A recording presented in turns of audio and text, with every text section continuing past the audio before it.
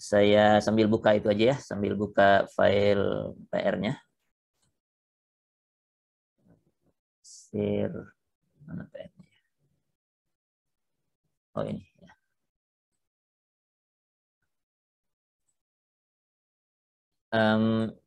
Yang pertama ini masih biasa ya, penentuan parameter dinamik, karena kemarin kita baru berkenalan dengan beban impuls, jadinya saya taruh satu problem tentang ini di sini ya.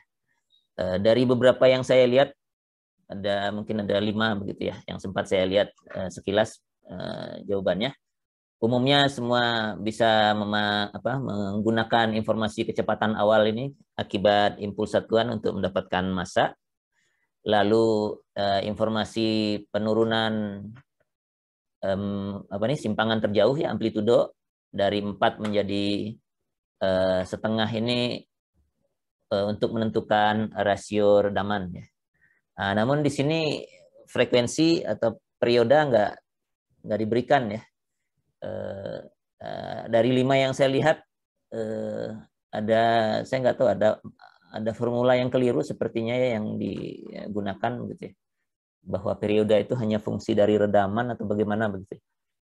Tapi sebenarnya kalau Anda gunakan info bahwa simpangan terjauhnya 4 mm, ini mestinya Anda akan dapatkan nih periodenya berapa ya.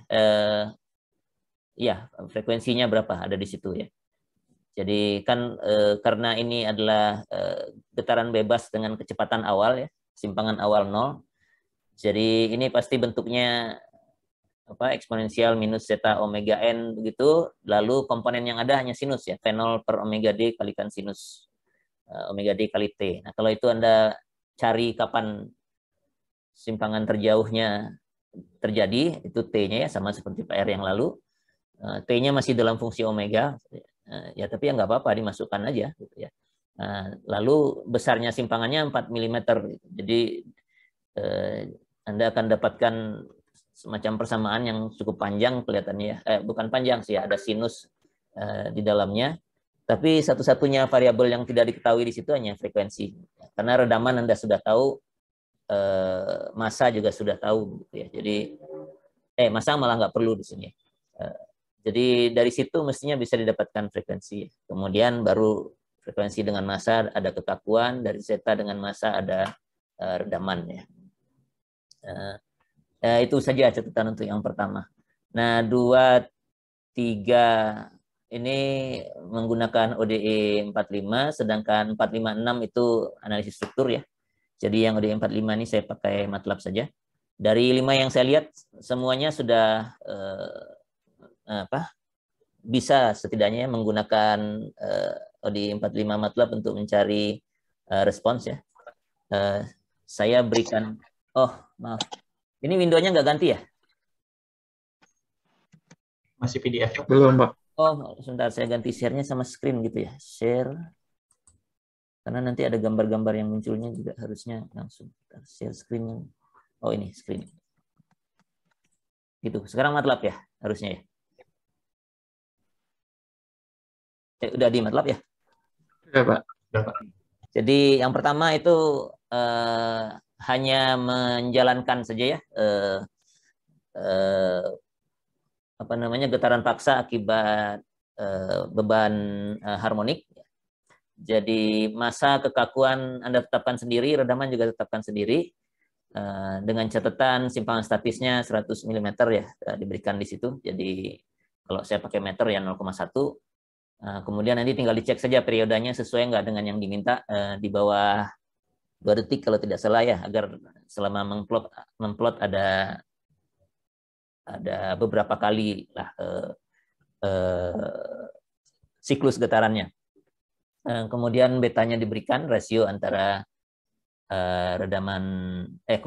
frekuensi beban dengan frekuensi alami dari struktur, sehingga omeganya kita bisa hitung, lalu jalankan masing-masing dua-duanya ya. Jadi dua baris yang ini itu adalah menjalankan persamaan geraknya untuk omega yang pertama dan omega yang kedua ya, karena omega yang pertama itu terkait dengan beta yang 0,7, omega yang kedua itu dengan beta yang 1,4 ya. Ini kalau ini nih bagian belakang ini kan sintaksnya OD45 sebenarnya habis di fungsinya SDF42 ini fungsi saya. Kemudian T-span ini span waktunya dari 0 sampai 10 detik. Y0 ini kondisi awalnya ya, 0 dan 0. Nah, kalau Anda ingin memberikan argumen lain ke dalam fungsi Anda ini, SDF42 ini misalnya, bisa pakai seperti ini nih, kasih kurung siku buka tutup begini, kemudian taruh aja variabel apa yang ingin dimasukkan ke sana. Ya, kalau kita taruh di sini, jadi di dalam SDF45-nya Anda tinggal pakai saja M-nya, kemudian omega N-nya begitu. Tidak harus ditulis lagi di sini dan dihitung. Ya, sedikit banyaknya ada penghematan waktu lah begitu ya. Nah, kalau di sini nggak perlu pakai kurung siku karena sintaksnya cuma T sama Y biasanya. Kalau ada argumen tambahan ya tinggal tambahkan saja M, omega N, Z, F dan omega seperti seperti urutan yang dituliskan di program utamanya yang ini gitu ya. Ini untuk mudah aja ya. Jadi semua parameter ditaruh di program utama, di anaknya ini tinggal dipakai saja. Selanjutnya tinggal plot ya. Jadi kalau ini dijalankan PR42 ya. Ya, kita langsung dapatkan mestinya ya gambarnya. Seperti ini. Ya tergantung struktur yang Anda pilih lah ya. Tapi rasionya 0,7 dengan 1,4 itu satu lebih kecil dari satu, satunya lebih besar dari satu. Soalnya kita bisa lihat kalau lebih besar dari satu lebih cepat turunnya ya.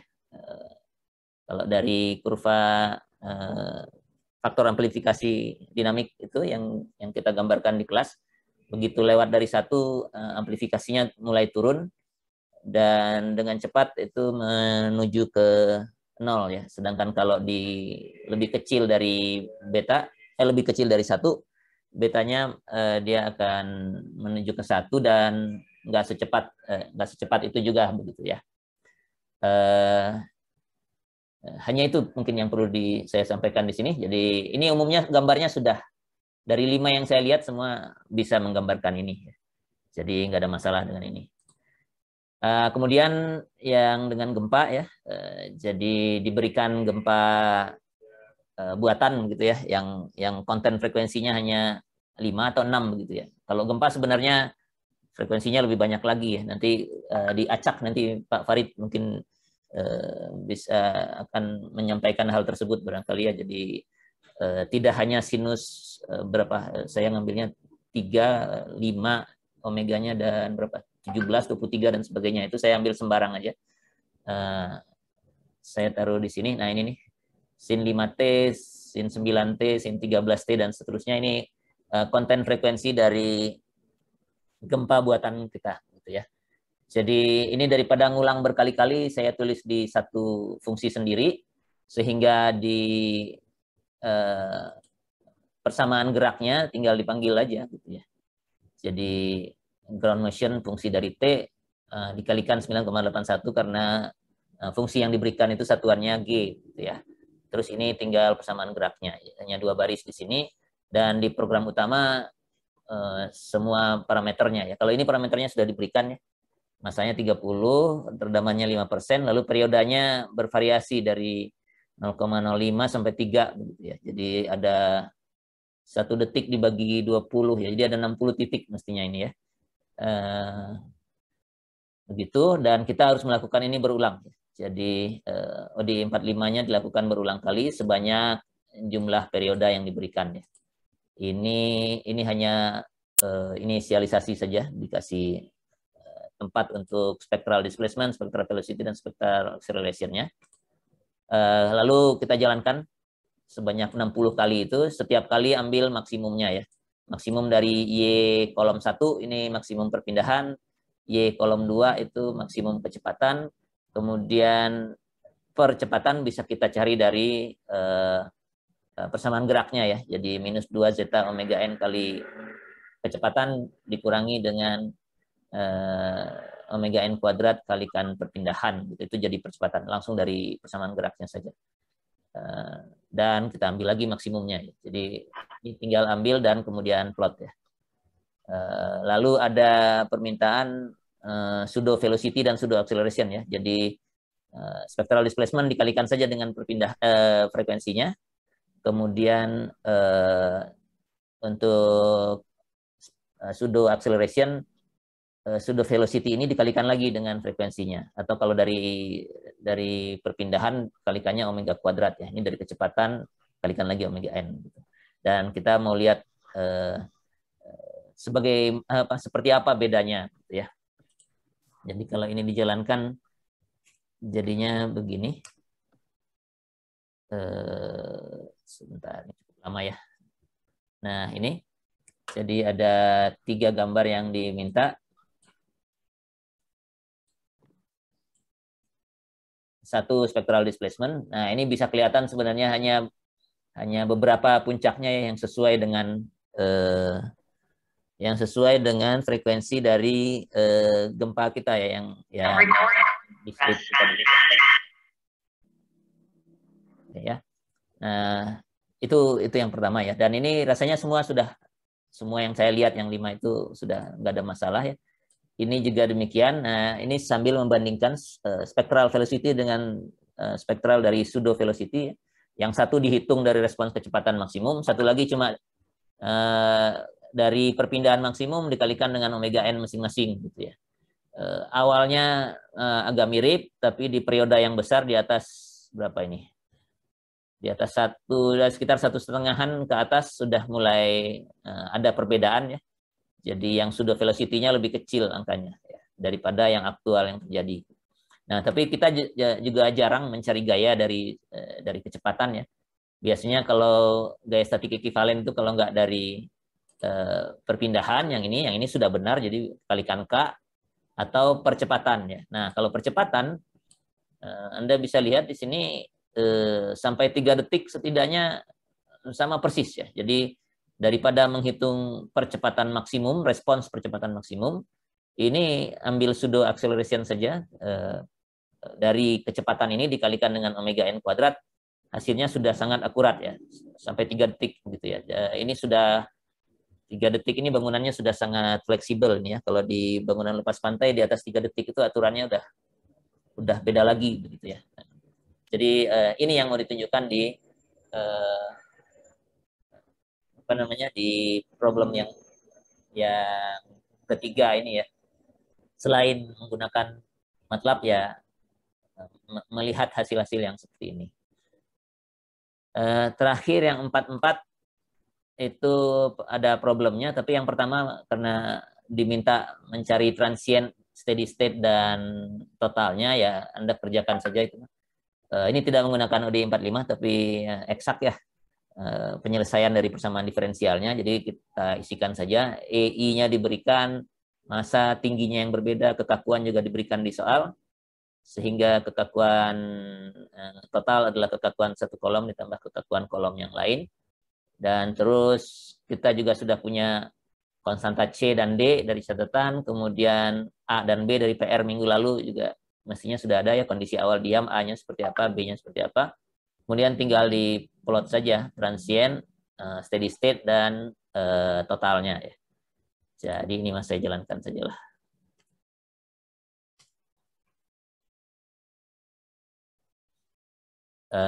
Begini, saya bikin 2 gambar, satu dalam satu grafik tapi dipisah, satu lagi ditumpuk ya.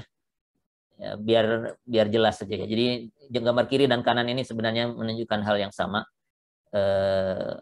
bahwa yang transientnya lama-lama habis gitu ya.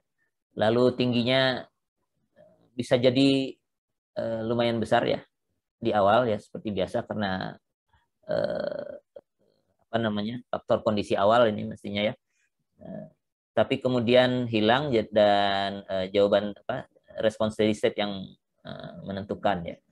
Meskipun kalau dilihat totalnya ya jadi di awal-awal jadi lebih besar begitu ya. Jadi ini efek kondisi awalnya cukup lumayan ya, ada tambahan sekitar berapa nih, 50% ada nih ya. Tapi kejadiannya sangat singkat ya. Jadi kalau struktur kita sudah melewati ini,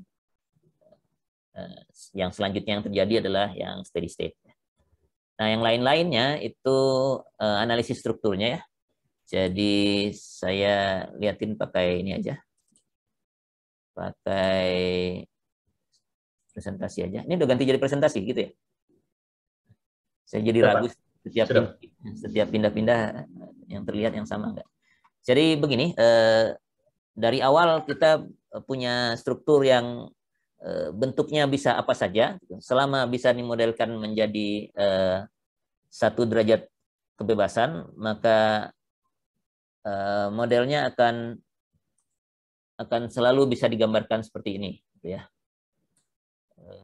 Massa, kekakuan, kalau ada redaman ya redaman, ya yang di problem ini ada redaman sebenarnya, redamannya belum ditulis di sini.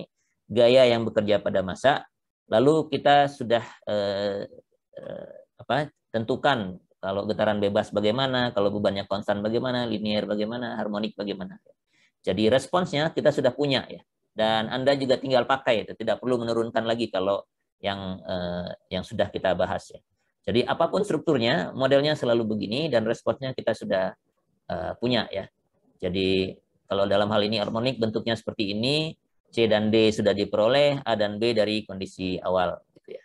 Kalau mau steady state saja di analisis struktur kita yang bawahnya itu diminta steady state saja, ya itu hanya bagian yang kanan, bentuknya sudah diturunkan juga seperti ini, jawabannya tergantung dari simpangan statik ya, F dibagi K, kemudian ada faktor amplifikasi, fungsi dari redaman dan rasio frekuensi, lalu ada bagian yang bolak-balik antara 1 dan -1 saja.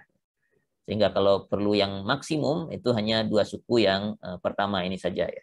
Tergantung permintaan soalnya ya. Kalau maksimum ini, kalau steady state umumnya, kalau harmonik hanya steady state yang diminta.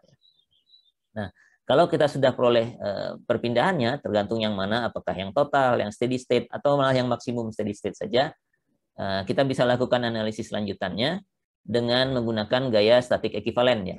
Gaya statik ekivalen ini bisa diterapkan di struktur awalnya langsung. Ya. Karena kalau di struktur asli ini kelihatannya cuma ada ya satu kolom gitu ya. Kalau struktur awalnya seperti ini ya pasang aja gaya statik ekivalennya di sini. Gitu. Kita bisa hitung responsnya. Di 1 derajat kebebasan responsnya memang tidak banyak ya, paling gaya geser dasar ya. Reaksi horizontal di dasar, atau kalau mau ditanya momen ya tinggal Anda kalikan tingginya gitu ya. Nggak banyak sih yang dicari, tapi yang jelas prinsipnya gaya statik ekivalen bisa Anda terapkan kembali pada struktur yang awal. Kalau awalnya balok di atas 2 tumpuan ya taruh aja gaya statik ekivalennya di balok di atas 2 tumpuan itu ya. Gayanya vertikal misalnya di tengah-tengah. Ya di situ kemudian Anda bisa cari reaksi, bisa cari gaya dalam momen dan seterusnya.